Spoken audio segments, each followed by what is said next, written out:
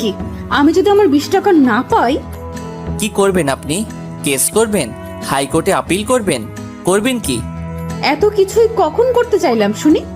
তো কি করবেন? আমি যদি আমার 20 টাকা না পাই তো? কি তো করছেন? যান, আমি আপনার 20 টাকা দিব না। কি করবেন করুন। আমি আপনাকে অভিশাপ দিব।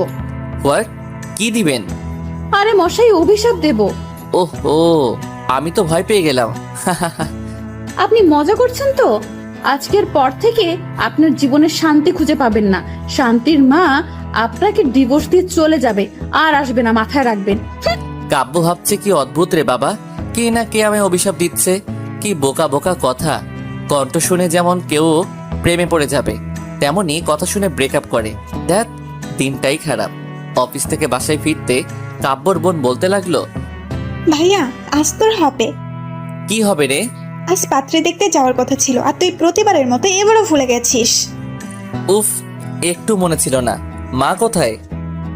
নিজের ঘরে সেজে গুজে বসে আছে। যা না যা। এই চুপ কর তুই। আগে তোর বিয়ের ব্যবস্থা করতে হবে, বুঝলি? এইসব বলে লাভ নেই, আগে তোর গলায় পড়বে ফাঁসির ফান্দা। নেহা, তোকে আমি। কাব্যর রাগ দেখে নেহা দৌড়ে পালালো। কাব্য নিজের রুমে গিয়ে ফ্রেশ হয়ে তার মা সালেহা বেগমের রুমে গেল। সালেহা বেগম মাথায় হাত দিয়ে ইজি চেয়ারে বসে আছে।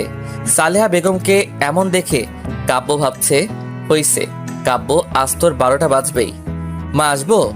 সালেহা বেগম কাব্যর কথা শুনে চুপ করে আছে। কাব্য আস্তে আস্তে এসে মায়ের কাছে বসলো। তার হাত ধরে বলল, মা, তুমি জানো তো আমি কোম্পানির এমডি। আমায় কতটা কাজ করতে হয়, সবকিছুই মাঝে মনে ছিল না। তুমি রাগ করো না। কাব্য, আমার কথা তুই শুনবি। আমি কি তোমার কথা শুনি না মা? আজ যে মেয়েটাকে দেখতে যাব, তুই